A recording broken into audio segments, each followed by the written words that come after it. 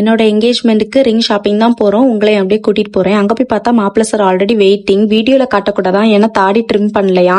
நம்ம எதை பண்ணக்கூடாதுன்னு சொல்றோமோ அதை தானே பண்ணுவோம். ஃபர்ஸ்ட் நான் ஜோக்கு போட வேண்டிய ரிங் தான் செலக்ட் பண்றோம். அப்பதான் தெரியுது அவன் ரிங் சைஸ் 26ன்னு. ஐயோ, அந்த சைஸ்ல ரிங்கே இல்ல. எப்படியோ தேடி கண்டுபிடிச்சு 2 ரிங் கிடைச்சு அதுல ஒன்னு செலக்ட் பண்ணிட்டான். அப்புறம் எனக்கு பார்த்தோம், பேசிக்கலி நம்ம கைக்கு என்ன ரிங் போட்டாலும் அழகா தானே இருக்கும்.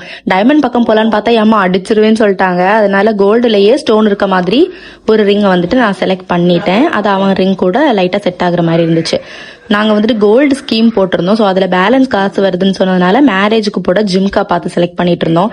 என் காது இப்படி செவந்திருக்கு பாத்தீங்களா. ஏன்னா எப்ப கோல்டு போட்டாலும் புதுசா காது குத்துற போல எனக்கு குத்த வேண்டி இருக்கும். இந்த வாரம் மட்டும் மொத்தம் 3 தடவை நான் காது குத்தி இருக்கேன். எல்லாத்தையும் செலக்ட் பண்ணி எடுத்து வச்சுட்டோம். ஏன்னா எல்லாத்தையும் வாங்குற அளவுக்கு எங்க கிட்ட இப்ப காசு இல்ல. ஸோ எடுத்து வச்சுட்டு அங்கே இருந்து என்கேஜ்மெண்ட்டுக்கு கேக் ஆர்டர் பண்ண பாஸ்கின் ராபின்ஸ் போயிருந்தோம். கேக் வாங்க போனா எனக்கு ஐஸ்கிரீம் வாங்கித்தான்னு சார் கேட்டதால ஐஸ்கிரீம் சாப்பிட உட்காந்தாச்சு. நான் நேர்மையா ஐஸ்கிரீம் வாங்கல. அப்பதான் ஷாப்ல நின்று அண்ணா சொன்னாங்க low sugar dark chocolate ice cream இருக்குன்னு. ஜாக்பாட் அடிச்ச மாதிரி அதை வாங்கி குடிச்சிட்டு கேக் ஆர்டர் பண்ணிட்டு கிளம்பிட்டோம்.